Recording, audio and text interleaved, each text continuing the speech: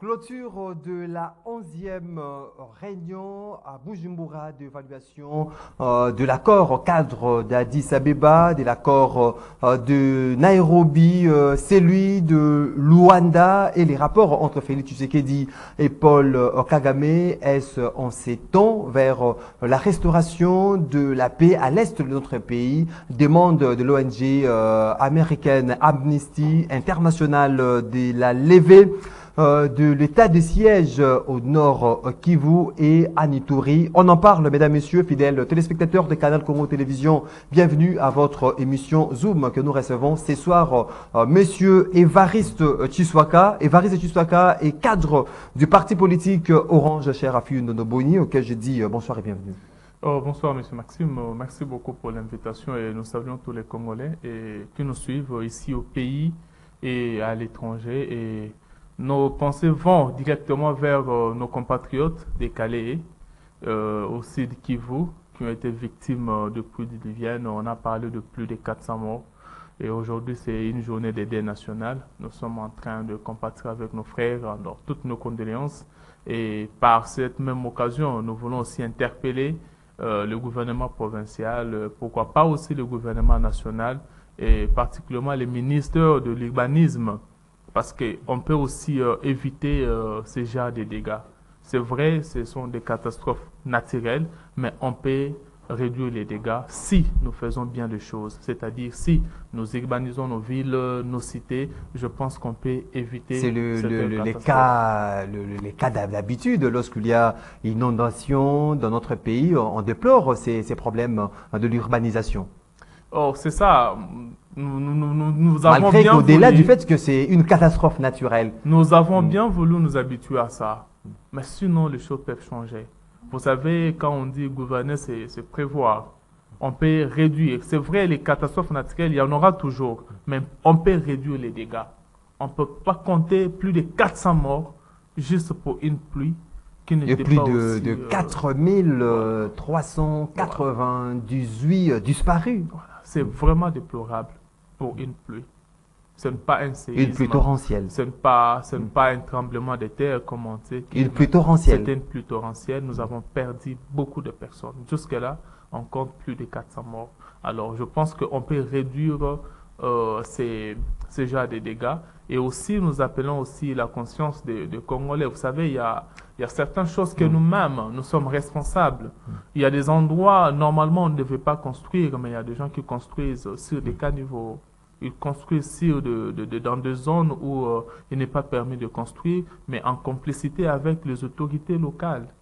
Là aussi, c'est là le problème. C'est en complicité avec parce que quand ces gens construisent sur les caniveaux, construisent sur les lits des rivières, bon, c'est sous les yeux des autorités. Il y a des chefs de quartier, il y a des chefs de territoire qui observent ça. Et après, quand il y aura de pluie, quand il y aura de tout ce que vous dites là, ça va faire qu'il y ait beaucoup de morts. Alors, on peut éviter ça si nous sommes vigilants et que nous aussi, la population, nous prenons conscience, sachant que la vie humaine est précieuse et on ne peut pas s'exposer à moindre prix. Un deuil national décrété par le gouvernement congolais pour rendre hommage ou en mémoire de ces victimes des Kaélé. Nous sommes là dans la province du Sud Kivu, près de 400 morts, mais déjà ça fait polémique. Il y a certaines opinions qui dénoncent la manière avec laquelle ces hommes ont été inhumés.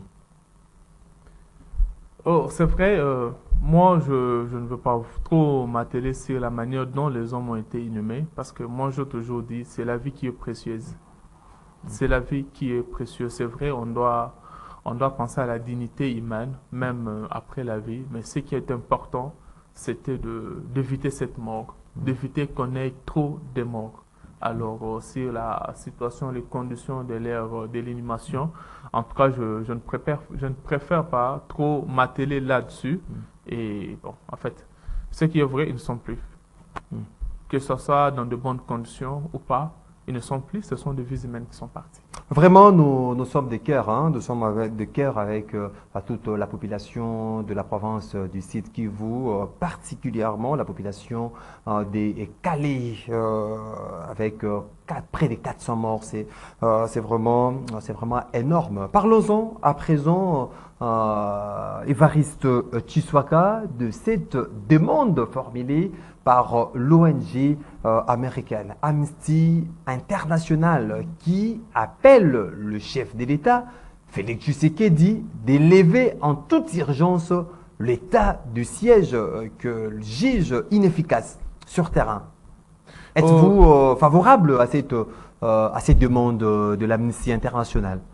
Merci, Monsieur Maxime. Nous allons en parler, mais si vous pouvez me permettre de accordez-moi juste une minute.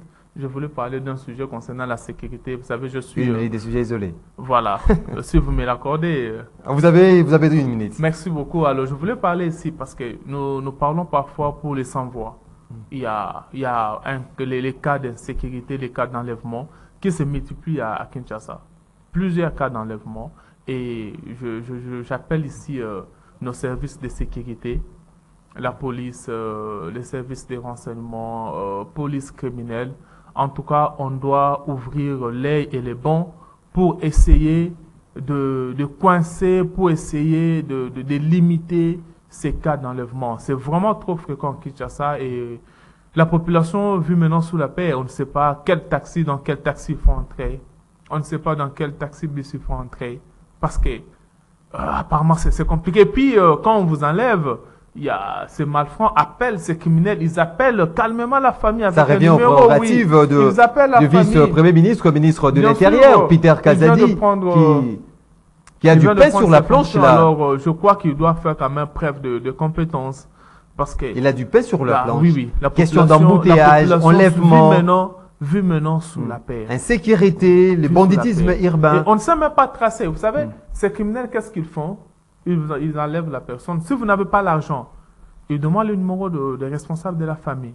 Ils appellent. Si vous avez des cartes bancaires, ils vous amènent dans une banque là pour retirer l'argent. Oui, pour retirer l'argent. Si vous n'avez rien sur vous, ils vont demander le numéro de vos responsables. Donc si vous avez un père, si vous avez une femme, elle donne le numéro, on va l'appeler. Vous dites, on a enlevé, vous devez nous envoyer telle somme. On vous donne 40 000. Vous avez bien une manière pour aider, rançonner la population. Et je pense que la police doit vraiment être trop vigilante pour essayer de contrer, pour essayer de limiter, pour essayer de suivre ces criminels et qui ne se sentent pas à l'aise en faisant leurs crimes. Donc, je pense que le ministre de l'Intérieur, qui certainement, lui ou ses services, vont suivre cette émission, parce que je sais que l'émission est beaucoup suivie. Je pense que ça serait une interpellation pour lui, qui n'attend pas seulement qu'il soit interpellé au niveau du Parlement, mais là, c'est la population qui crée. La population vit dans l'insécurité, vit à la merci de ces criminels qui enlèvent les Kinois tous les jours. Êtes-vous d'avis avec cette demande formulée par l'Amnesty International? Oh, Monsieur Maxime, l'Amnesty International nous demande, et demande... En toute urgence, hein, que le chef de l'État puisse lever l'état des sièges, qu'il estime même cet état des sièges être illégal, selon l'Amnesty International. Bon, il faut d'abord noter que nous sommes chez nous. Là, on doit les rappeler. Nous sommes chez nous et les méthodes parfois doivent changer. Nous ne sommes pas à l'ère où la communauté internationale devait nous intimer des ordres. Si le chef de l'État, ou nous les Congolais, le chef de l'État a instauré l'état de siège, c'était une mesure qu'on voyait tous qui allait être une solution pour essayer tant soit peu de sécuriser la population de l'Est. Ce n'était pas une mesure fantaisiste. C'était pour sécuriser, pour essayer de limiter les dégâts dans cette province en confiant la gestion et l'administration de la province aux militaires et aux policiers. Et c'est vrai que tous les objectifs qu'on attendait de cet état de siège ne sont pas atteints, mais je pense qu'aujourd'hui, si l'Amnesty International nous demande d'élever, ou demande au chef de l'État d'élever l'état de siège, en revanche, il propose quoi? l'Amnesty International propose les quoi? retours des civils à la gestion de ces deux provinces. En quoi les militaires qui sont en train de gérer font mal à la population ou font mal à la communauté internationale? Parce que la gestion du pays ou la gestion du contraire de l'Est, ce n'est pas l'Amnesty International. Elle parle de l'aggravation de violence, de l'insécurité. Et d'ailleurs, cette insécurité qui est en train de monter à l'Est, ils savent d'où vient l'insécurité. Qu'est-ce que l'Amnesty International a dit sur l'agression rwandaise? Je pense qu'avec cette arrogance et ce courage qu'ils ont de demander en toute urgence au chef de l'État d'élever l'état de siège, ils devaient aussi avoir cette audace de demander à Kagame d'arrêter de soutenir le M23. Est-ce qu'il y a un point positif, M. Evariste Tshiswaka, des retombées positives par rapport à cet état des sièges? Parce qu'il y a certaines opinions qui évoquent même un chiffre très élevé de tueries par rapport au temps où le chef de l'État n'avait pas encore décrété l'état des sièges dans ces deux provinces. Alors, vous savez, quand vous prenez votre cadenas, vous mettez à la porte de la maison et qu'on casse les cadenas, on vous vole, vous n'allez pas dire, bon, les cadenas ne valent pas la peine. Non. C'est-à-dire quoi? Donc, ceux qui sont en train de nous faire du mal, on multiplie les méthodes pour essayer de s'y passer ce que nous avons vu comme sécurité, c'est cette mesure sécuritaire, pour essayer d'outrepasser cette mesure sécurité afin de nous imposer l'insécurité à l'Est. L'état de siège avait pour mission d'instaurer la sécurité à l'Est. Mais les ennemis du Congo ont multiplié les méthodes. Ce n'est pas que cette mesure est inefficace, mais c'est seulement que cette mesure était prise pour la situation telle qu'elle se présentait, mais les ennemis du Congo ont multiplié les méthodes. Alors nous aussi, de notre côté, nous devons multiplier les efforts pour essayer de les contrer. Ce n'est pas que parce qu'on a cassé les cadenas que ça ne valait pas la peine de mettre les cadenas à la porte. Et puis, lorsque l'Amnesty International parle de cet état des sièges comme du fait qu'ils ont évoqué l'inefficacité de cet état des sièges, mais aussi l'estime que c'est attentatoire aux droits humains. Il y a plusieurs violations de droits de l'homme depuis que le chef de l'État a décrété l'état des sièges, selon l'Amnesty International. Oh, là, ce sont les rapports. En fait, ils sont sur le terrain. Ils ont les rapports qu'ils font. Il y a aussi d'autres organismes qui font les rapports. Et ces rapports sont totalement contradictoires. Je lisais un article ce matin. J'ai oublié cet organisme qui est en train d'avancer donc qui est en train de citer les avancées de l'état des sièges. C'est vrai. On ne peut pas à ce niveau dire que l'objectif a été atteint. Je l'ai dit au début. L'objectif n'est pas totalement atteint, mais nous pouvons dire que nous sommes sur la voie. Mais seulement, on doit essayer... Sur la bonne voie? Sur la bonne voie, bien sûr. Mais on doit essayer de fortifier le mesure encore. Parce que quand on parle de l'atteinte aux libertés de personnes, oui. Je pense que ce sont des mesures, c'est une province, ce sont des provinces en état de guerre. Et en état de guerre, il faut des mesures fortes. C'est vrai. Des mesures fortes en bypassant le droit de l'homme. On n'est pas en train de bypasser le droit de l'homme. Au contraire, le Rwanda qui est en train de bypasser le droit de l'homme, l'Amnesty International ne dit rien au Rwanda. Lorsque l'Amnesty International, M. Evariste Tshiswaka, parle de l'inégalité en estimant que l'état des sièges est illégal, l'état des sièges décrété par le chef de l'État, est-ce que cette ONG américaine n'est pas allée trop loin en estimant, en qualifiant l'état des sièges d'illégal? Oh, je pense que nous avons de grands juristes ici au Congo. Et traiter l'état de siège d'illégalité, je pense que c'est traiter même notre Assemblée internationale d'inefficace. Donc, de dire, écoutez, même l'Assemblée nationale qui chaque fois vote tout ça pour la prolongation de l'état de siège, ils ne savent pas ce qu'ils font. Non, l'illégalité, c'est par rapport à la loi. Et par rapport à notre constitution, je ne sais pas si l'Amnesty International veut mettre devant nous quelle loi. Et nous avions volé en instaurant pardon, l'état de siège à l'est du pays. Je ne sais pas si nous avions violé pardon, quelle disposition de la Constitution. Donc, cet état de siège est légal. Ce n'est pas illégal. C'est très légal. L'état de siège est légal. C'est bien dit dans notre Constitution. Je peux lire l'article si vous voulez. Donc, il faudra pour... Mais seulement, ce que nous appelons ici, c'est ce que je dis, il faudra renforcer cette mesure. Il faut renforcer. Il faut essayer d'adopter d'autres stratégies. Il ne faut pas lever cette mesure, mais renforcer cette mesure. Non, on va lever l'état de siège. C'est ce que j'ai toujours dit depuis le début. Depuis. Aujourd'hui, certaines langues nous devons vivre avec l'état de siège jusqu'à ce que la paix sera restaurée. Si à l'allure où vont les choses, on fait des projections, de voir que non, peut-être la paix sera restaurée de façon définitive à l'est de notre pays dans 10 à 20 ans. Donc l'état de siège doit demeurer à 10 à 20 ans. En vous en croire.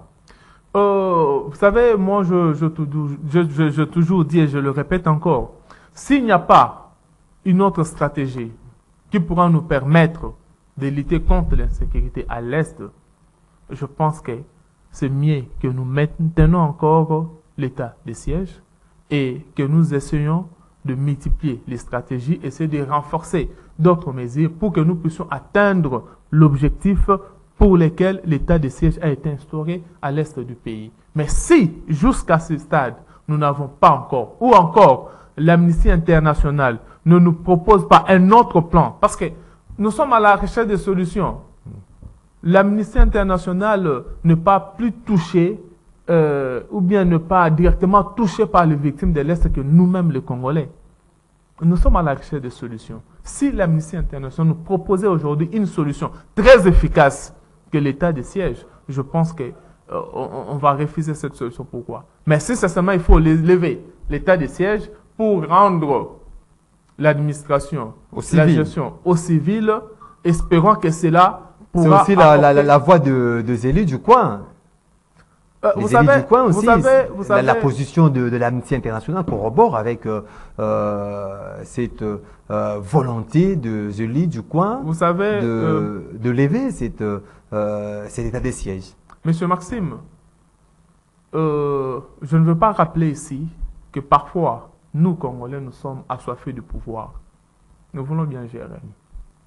Peut-être, les élus du coin, ce qui leur intéresse, c'est la gestion de la province. C'est tout. Peut-être ce n'est pas la sécurité, mais c'est la gestion de la province. Et parce que peut-être chacun sait qu'en gérant la province, il y a des dividendes. Alors, on veut vite revenir à la gestion civile. Peut-être c'est ce qui le motive et ne veulent pas dire ça à haute voix.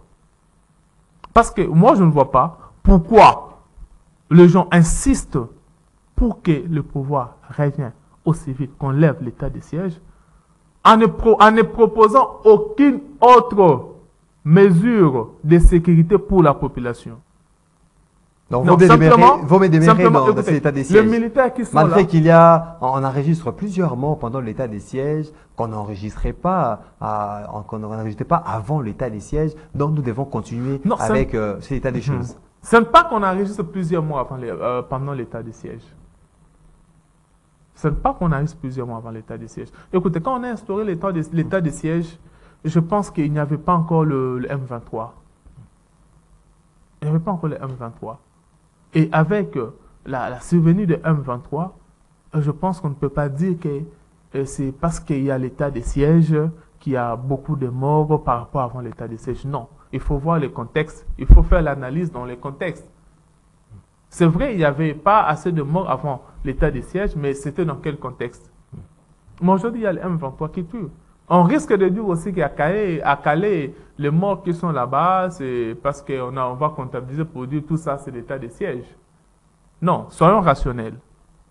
Soyons rationnels, on s'achemine lentement, mais sûrement.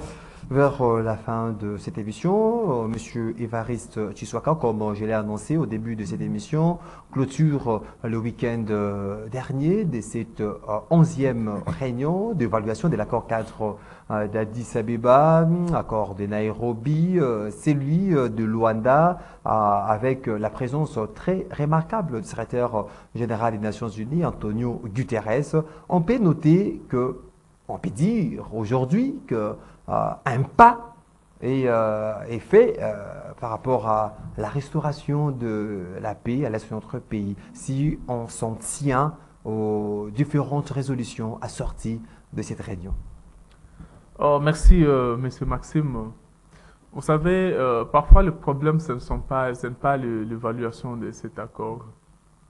L'accord d'Addis Abeba, comme on a toujours appelé l'accord d'Addis Abeba, qui était un accord cadre pour la paix et la sécurité et la coopération au niveau de la sous-région régionale. Et dans cet accord, il y a tous les 9 pays voisins de la RDC sont les signataires de cet accord. Si on doit ajouter, il y a le Kenya, il y a aussi l'Afrique de l'Ouest, le Kenya et puis Soudan qui se sont ajoutés et puis les autres communautés. Et en réalité, si cet accord qui a été signé, ça fait pratiquement 10 ans aujourd'hui, c'était depuis 2013. Quels sont les effets ou les retombées de l'accord d'Addis Abeba? Est-ce qu'aujourd'hui on peut évaluer cet accord pour dire que nous avons les résultats positifs par rapport à cet accord? Est-ce que la paix est restaurée, surtout à l'Est? Parce que cet accord, c'était aussi beaucoup plus pour l'Est de la RDC. Est-ce qu'on peut dire aussi aujourd'hui que la paix est restaurée à l'Est du pays? Donc, si nous devons évaluer cet accord, nous pensons que les résultats seraient très médiocres. 10 ans après, on a comme l'impression que cet accord peine d'être appliqué ipso sensu, comme a été signé par ces différents chefs d'État de la sous-région. Je ne sais pas si je dois parler de l'inconscience africaine ou je dois parler de quoi, parce que les Africains, le pays africain, signent des accords volontiers, mais qui ne respectent pas. Et qu'est-ce qu'on comprend après? C'est-à-dire, vous signez les accords, mais quelqu'un viendra vous dire, non, voilà, vous devez faire autre chose.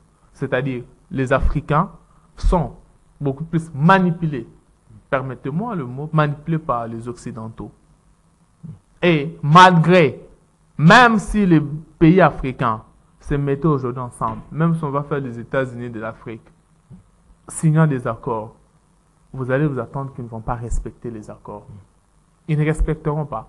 Parce que si ces accords-là sont pour l'intérêt de l'Afrique, vraiment les intérêts de l'Afrique, l'Occident viendra s'imposer pour essayer d'avoir ses intérêts. Donc, les accords qui doivent se faire en Afrique pour l'Occident doivent être pour l'intérêt de l'Occident et non pour l'intérêt de l'Afrique. Aujourd'hui, nous avons le Rwanda. Ce n'est pas aussi la mauvaise volonté même de ces pays africains. Vous vous retrouvez dans un forum, vous vous retrouvez dans un sommet, vous prenez l'engagement de respecter telle chose, tel état des choses, notamment si nous prenons les cas de l'accord cadre d'Addis Abeba où les pays signataires, le Rwanda, le Burundi, l'Ouganda ont signé de ne pas faire recours aux armes. Aujourd'hui, le chef de l'État, même Félix Tshisekedi, a dénoncé le fait que le Rwanda, il a cité énormément le Rwanda lors de ces sommets de travailler, de violer cet accord cadre d'Addis Abeba à travers aujourd'hui le M23. Est-ce que ce n'est pas la mauvaise volonté aussi de ces pays africains de chercher la paix dans la sous-région? Bon, vous parlerez de la mauvaise volonté, mais moi je parle de l'inconscience. C'est de l'inconscience. Parce que jusqu'à aujourd'hui, nous les Africains, vous voyez qu'on venait de parler de l'Amnesty International oui, qui est en train de nous demander en toute urgence. Et je ne sais pas sous quel angle les Congolais vont prendre pour dire que l'Amnesty International dit que c'est dans toute urgence, on doit lever l'état d'essai. C'est l'Amnesty International parce que les Européens ont parlé, parce que l'Occident a parlé.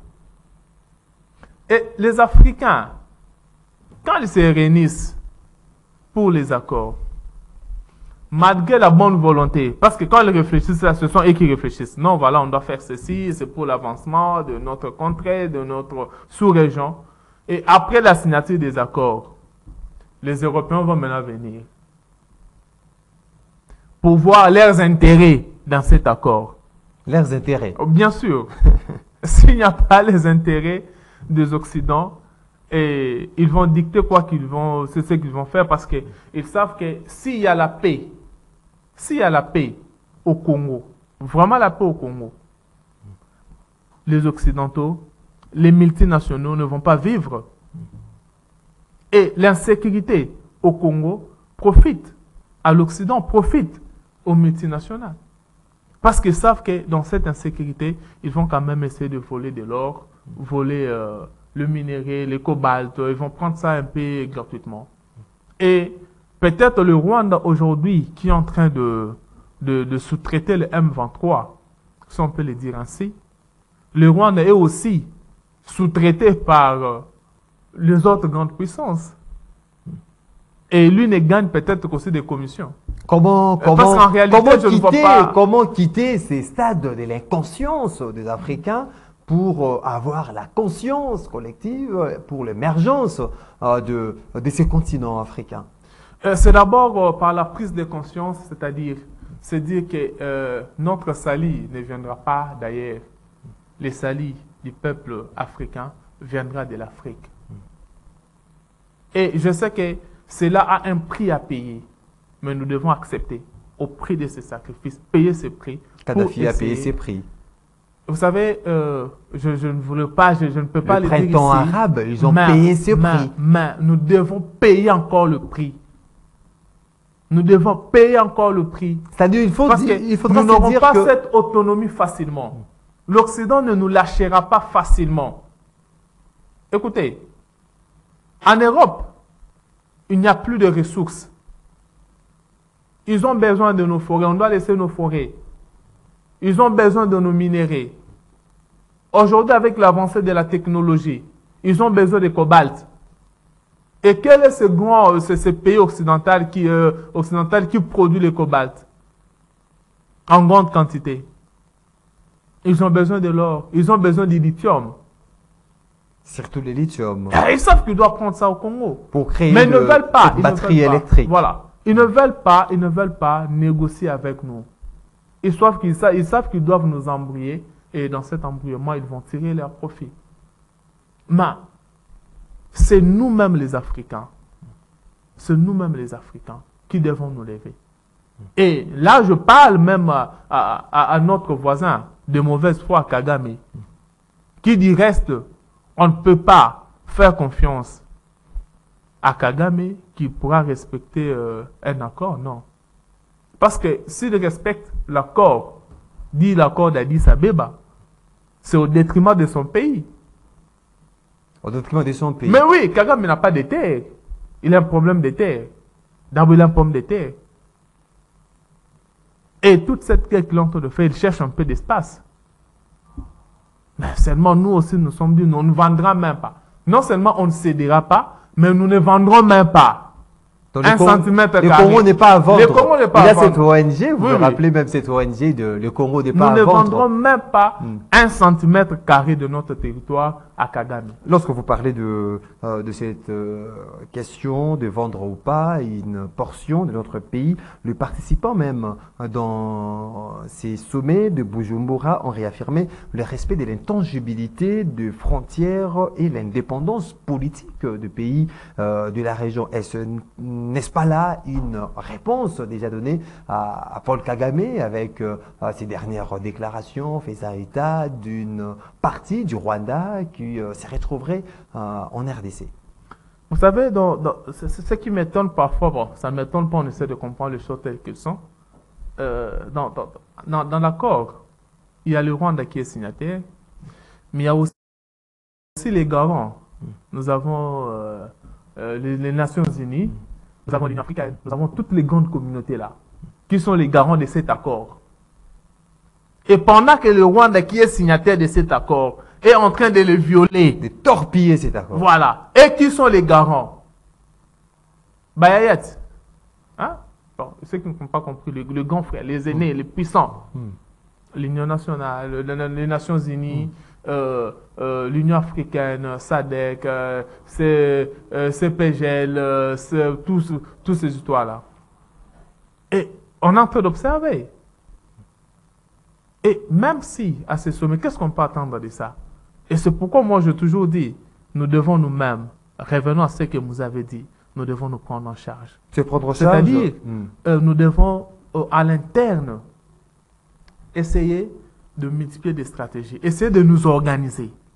Nous, en tant que Congolais, essayer de nous organiser pour faire face à toutes les menaces extérieures et chercher de bons partenaires. Pas les partenaires comme le Rwanda et l'Ouganda. En un mot, qu'est-ce que la population peut retenir? En fait, la population, si elle peut retenir quelque chose, d'abord, je dirais, vous avez dit un, je dirais deux, pour la levée de l'état de siège, que la population retienne ceci. L'état de siège, c'était une mesure que le chef de l'État a prise pour essayer de lutter contre l'insécurité, instaurer la paix à l'Est. C'est vrai, aujourd'hui, on n'a pas les résultats escomptés, on n'a pas les résultats attendus de cet état de siège, mais cela ne dit pas que nous devons lever l'état de siège, parce que si nous levons l'état de siège, ça serait pour quelle alternative? Sinon, revenir seulement pour remettre le pouvoir aux civils, et puis surtout, là, je pense que ce sont des intérêts privés qui vont primer sur des intérêts communs. Et concernant l'évaluation de l'accord cadre, je pense qu'il y a un problème de sincérité de signataires de cet accord. Parce que cet accord n'est pas respecté par les signataires. Ce ne sont pas les autres qui viennent pour violer l'accord, mais les signataires eux-mêmes ne respectent pas l'accord. D'où, peuple congolais, prenons-nous en charge. Nous devons nous organiser pour faire face et pour assurer notre intégrité nationale et nous ne devons pas compter sur qui que ce soit. Surtout les partenaires que nous avons actuellement. Évariste Tshiswaka, communicateur et cadre de ces partis politiques Orange, cher à Fuyuno Doboni, je vous dis merci de temps disposé. Merci, monsieur Maxime. Vous étiez nombreux à suivre cette émission de partout à travers le monde. Merci de votre sympathique attention. Une émission réalisée par Moro Njambe, Christian Banjolo était du côté de la régie, Alain Kabongo au web, Olivier Longwango à la prise de vue. Je vous retrouve très prochainement pour notre numéro. D'ici là, portez-vous bien et restez branchés sur Canal Congo Télévision. Au revoir.